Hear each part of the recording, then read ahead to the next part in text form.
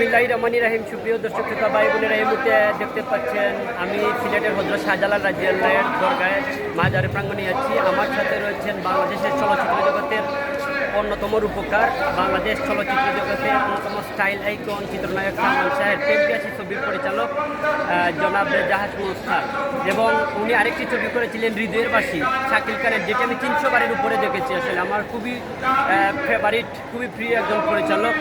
আমি আসলে ছোটোবেলা থেকে ওনাকে মন থেকে ভালোবাসি এবং ওনার ছবির হৃদয়ের বাসী আমি 200 বারের উপরে দেখেছি, হলে গিয়েও দেখেছি সেটি।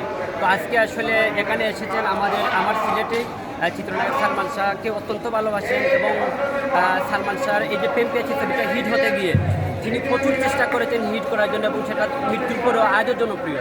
যতদিন পৃথিবী থাকবে ততদিন জনপ্রিয় থাকবে। স্যারের কাছে প্রশ্ন হলো, এখানে এসে কেমন লাগলো শাহজালাল মাজারে এসে? আর সালমান শাহ কিসের জন্য আসলে এত জনপ্রিয় বলে আপনি মনে করেন?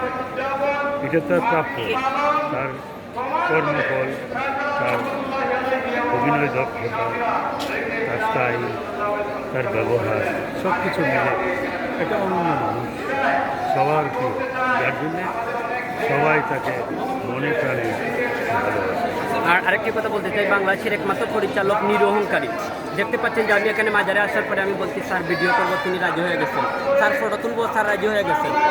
এখন যদি বলি স্যার, কখনো মনে হয় এলাকাতে যাই বলি স্যার আমি আপনার বাসায় আসবো, স্যার বলবেন আসো।